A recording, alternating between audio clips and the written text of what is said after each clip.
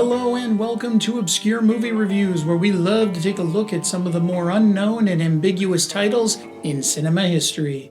Here we focus on movies that are hard to find, on the older side, relatively unknown, or perhaps they simply lack in popularity.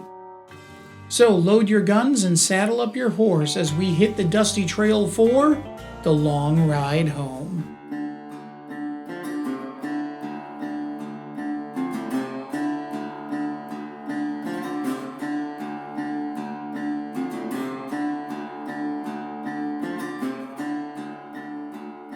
When Laura Fowler becomes engaged to Hank Bowman, the local sheriff, things are finally looking up for her and her son Daniel. But when an injured man named Cole shows up on their doorstep, things turn ugly as the law seems to be following him. This low-budget western bridges the gap between frontier tale and family drama.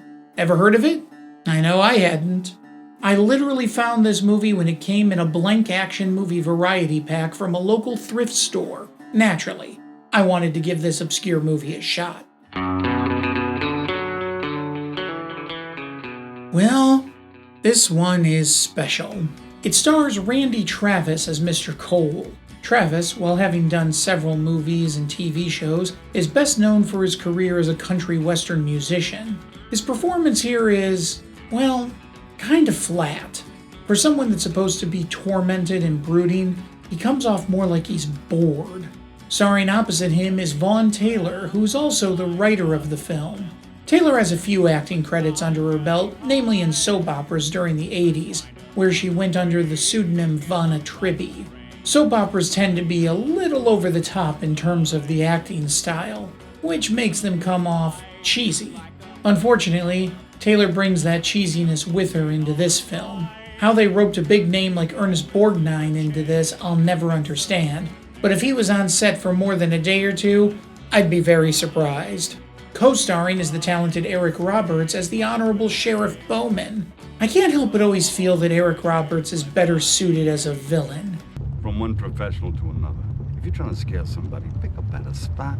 From this height, fall wouldn't kill me. As far as Roberts' career is concerned, the man has almost 700 credits to his name at the time of this recording, and apparently can't say no to any movie role, no matter how awful it is. He really phones this one in.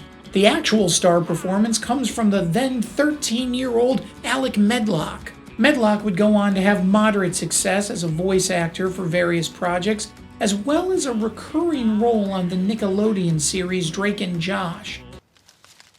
Pork rind? Sure.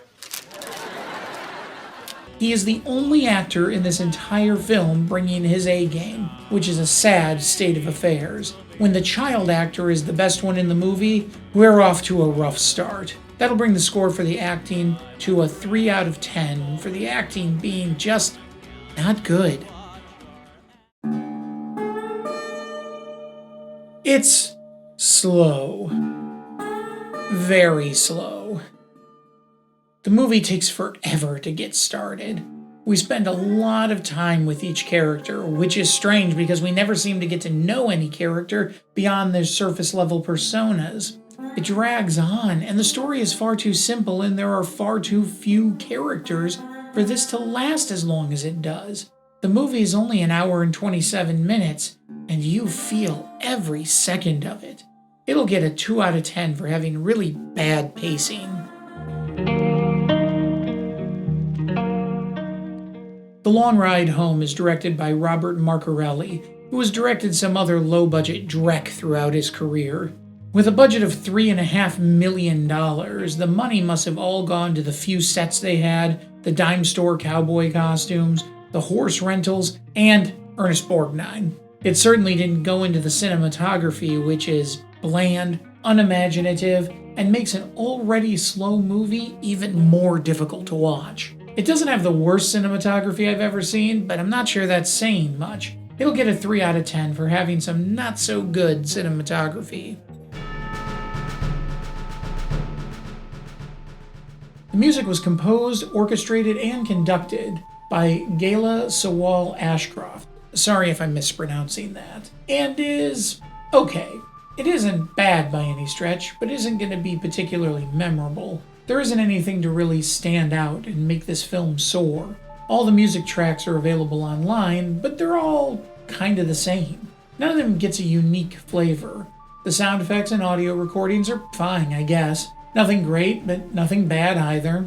It'll get a 5 out of 10 for having an average soundtrack.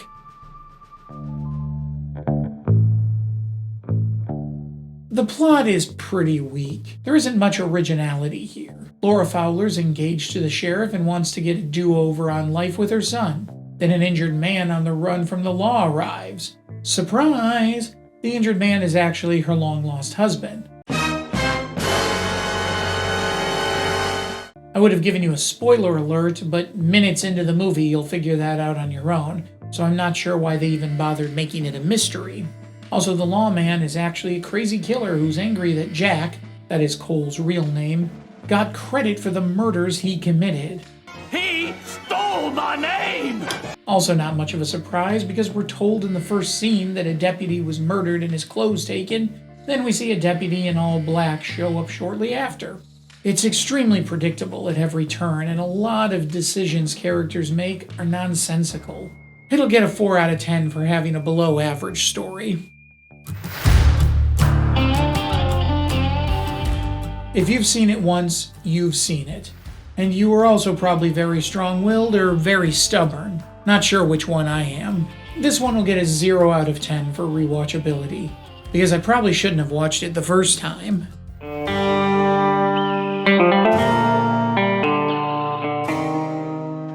It's hardly the worst movie I've ever seen, but objectively, The Long Ride Home is totally skippable. You won't have missed a thing by missing it. Unless you have a fetish for westerns and really just have to see them all, I'd say skip it. So it'll get a 1 out of 10 in my personal opinion. This will score The Long Ride Home with a 2.57 out of 10, making it a really bad movie. Thanks everyone for bearing with that obscure movie review. If you have any other obscure movies that you'd like us to take a look at, that you'd like to subject me to, feel free to put it in the comments below. And make sure to like, comment, subscribe, and ring that notification bell so you can be up to date on all of our latest content. Content just like this.